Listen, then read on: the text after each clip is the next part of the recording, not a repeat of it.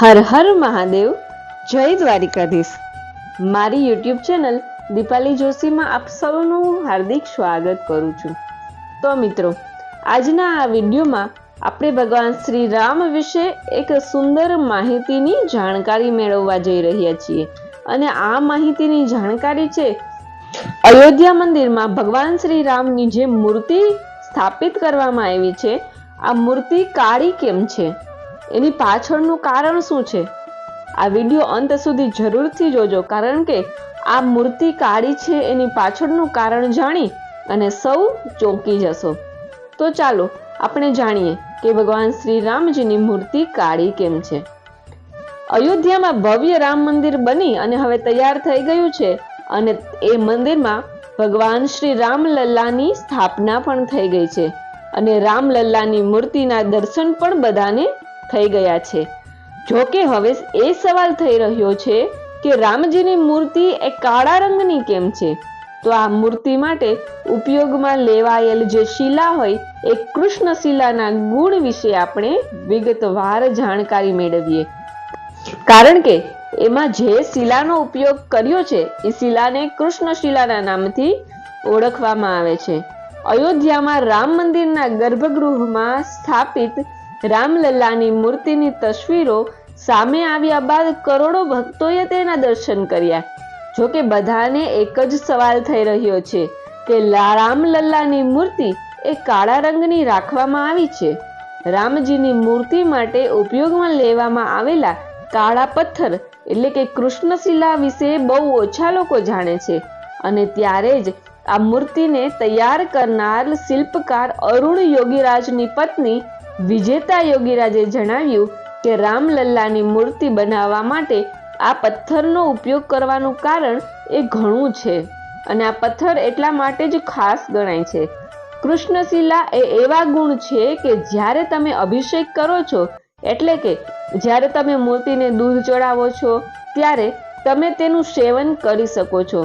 તેમાં કોઈ પણ પ્રકારના સ્વાસ્થ્યને હાનિ પહોંચે એવું કંઈ જ પદાર્થ નીકળતું નથી. તેનાથી તમારા સ્વાસ્થ્ય ઉપર કોઈ પણ અસર થતી નથી, અને આ પથ્થરને કારણે દૂધના ગુણધર્મમાં પણ કોઈ પણ પ્રકારનો ફેરફાર થતો નથી. આ કારણોસર આ પથ્થરની પસંદગી કરવામાં આવી છે, કારણ કે તે કોઈ પણ પ્રકારની એસિડ કે આગ કે પછી પાણી, આ કોઈ પણ વસ્તુની સાથે આ કૃષ્ણશિલા એ પ્રતિક્રિયા આપતું નથી. આ ઉપરાંત આ પથ્થર પર હવા અને સમયની અસર પણ ખૂબ જ સામાન્ય હોય છે. તેના કારણે મૂર્તિ 1000 વર્ષથી વધુ સમય સુધી ચાલશે. અરુણ યોગીરાજના પત્ની વિજેતા યોગીરાજે એમ પણ જણાવ્યું છે કે ભવ્ય રામ મંદિરના ગર્ભગૃહમાં સ્થાપના માટે રામલલ્લાની મૂર્તિ બનાવતી વખતે અરુણ યોગીરાજે ઋષિ જેવી જીવનશૈલી અપનાવી હતી. વિજેતા યોગીરાજે જણાવ્યું છે કે મૂર્તિ તૈયાર કરવાના સમગ્ર સમય દરમિયાન અરુણ યોગીરાજે સાત્વિક ખોરાક એટલે કે ફળો અને અંકુરિત અનાજ આવી વસ્તુ મર્યાદિત આહાર લઈ અને 6 મહિના પસાર કર્યા હતા. અયોધ્યા રામ મંદિરના ગર્ભગૃહમાં સ્થાપિત કરવા માટે અરુણ દ્વારા બનાવવામાં આવેલી રામલલ્લાની મૂર્તિની પસંદગી પર ખુશી વ્યક્ત કરતા વિજેતાએ કહ્યું કે અમે તેના વિશે ક્યારેય નહોતું વિચાર્યું, પરંતુ અરુણમાં ઘણી પ્રતિભા છે. તેમની કળાને સમગ્ર વિશ્વમાં માન્યતા અને પ્રશંસા મળી છે. અને તેમની પત્નીના જણાવ્યા અનુસાર અરુણ યોગીરાજ એ 5મી પેઢીના શિલ્પકાર છે, જેણે 11 વર્ષની ઉંમરે જ કોતરકામ કરવાનું શરૂ કર્યું હતું, અને ત્યારથી જ તે તેના પરિવારની સમૃદ્ધ પરંપરાનું પ્રતીક બની ગયું છે. મૂર્તિની કૃષ્ણશિલા એટલે કે શાલિગ્રામ છે કે અન્ય કોઈ પથ્થર. તમને જણાવી દઈએ કે રામલલ્લા માટે 3 મૂર્તિનું નિર્માણ થયું હતું, જેમાં રાજસ્થાનના સત્યનારાયણ પાંડેએ રામલલ્લાની શ્વેત મૂર્તિ બનાવી હતી. જેમાં રાજસ્થાનના સત્યનારાયણ પાંડેએ રામલલ્લાની શ્વેત મૂર્તિ બનાવી હતી, અને જ્યારે મૈસૂરના અરુણ યોગીરાજ અને બેંગલુરુના GL ભટ્ટ શ્યામે આ શ્યામ મૂર્તિ બનાવી હતી. જેમાં અરુણ યોગીરાજની બનાવેલી મૂર્તિ પસંદ થઈ અને સ્થાપિત થવા માટે પણ જઈ રહી હતી. તેવામાં આજે અમે તમને આ મૂર્તિના ઉપયોગમાં લેવામાં આવેલી કૃષ્ણશિલા વિશે માહિતી આપીએ.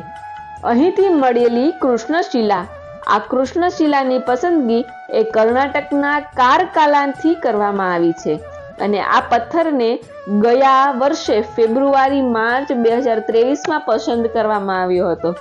તેને ઉત્તર કર્ણાટકના કારકાલા જિલ્લાના નેલ્લિકેર તાલુકાના નાનકડા ગામ ઈડુ પાસેથી મળેલી ખાણમાંથી પસંદ કરવામાં આવ્યો હતો. આ શિલાનું વજન 10 ટન હતું, જ્યારે એની પહોળાઈ 6 ફૂટ અને 4 ફૂટની જાડાઈ હતી. આ શિલાને વિધિવત પૂજા કર્યા બાદ અયોધ્યા મોકલવામાં આવી હતી. શિલાની પસંદગી કેવી રીતે થઈ? જો સૂત્રનું માનીએ તો ટ્રસ્ટના આગ્રહ પર વિખ્યાત વાસ્તુશાસ્ત્રી કુશદીપ બંસલે સૌથી પહેલા આ શિલાનું નિરીક્ષણ કર્યું હતું અને વાસ્તુની દ્રષ્ટિએ ઉત્તમ જણાતા નેશનલ રોક ઇન્સ્ટિટ્યૂટના વૈજ્ઞાનિકોએ તેની સાયન્ટિફિક તપાસ કરીને શિલાની રાસાયણિક સંરચનાની તપાસ કરી હતી. આ તપાસમાં વૈજ્ઞાનિકોને જોવા મળ્યું કે શિલા એ દરેક પ્રકારના હવામાન અને વાતાવરણમાં હજારો વર્ષ સુધી ટકી શકે એમ છે. તમને જણાવી દઈએ કે કૃષ્ણશિલા મૂર્તિકારોની ફેવરિટ છે. તેનું કારણ આ પથ્થરની સંરચના પણ છે.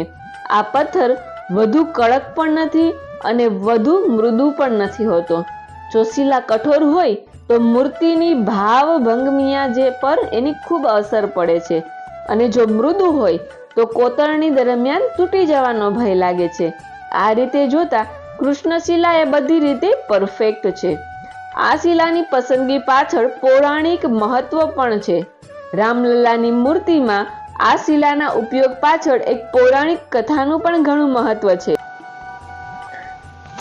કારકલાના જે સ્થાનેથી શિલા મળી છે તે તુંગ નદીના કિનારે આવેલું છે અને અહીં જ 60 કિલોમીટર દૂર શૃંગેરી શહેર આવેલું છે. આ શહેરનો ઉલ્લેખ શાસ્ત્રોમાં ત્રેતાયુગમાં પણ મળે છે. અહીં રહેતા શૃંગી ઋષિના નામ પરથી જ આ જગ્યાનું નામ પડ્યું છે. આ એ જ શૃંગી ઋષિ છે કે જેમણે દશરથ રાજાને ત્યાં પુત્ર કામેષ્ટી યજ્ઞ કરાવ્યો અને તેમને ત્યાં રામ, લક્ષ્મણ, ભરત અને શત્રુઘ્ન જેવા 4 દીકરાઓનો જન્મ થયો. તેથી જ રામલલ્લાની મૂર્તિ એ જગ્યાની નજીકથી જ પ્રાપ્ત શિલાથી બની હોવાના લીધે પણ એવો એક મત સંધાયો હતો કે આ મૂર્તિની જ સ્થાપિત કરીએ અને ભગવાન શ્રી રામ એ આપણા અયોધ્યામાં પધારે. આવી રીતે ભગવાન શ્રી રામની કૃષ્ણશિલાની મૂર્તિ એ અયોધ્યામાં સ્થાપવામાં આવી અને એની પાછળ કંઈક કેટલોય સુંદર વિચાર કરી લોકોના સ્વાસ્થ્યનું ધ્યાન રાખી અને બને ત્યાં સુધી લોકોની આસ્થા લાંબો સમય સુધી જળવાઈ રહે તે માટે આ કાર્ય કરવામાં આવ્યું છે. તો જો આ વિડીયો સારો લાગે તો ચેનલને લાઈક, શેર અને સબસ્ક્રાઇબ કરવાનું ભૂલશો નહીં. ધન્યવાદ.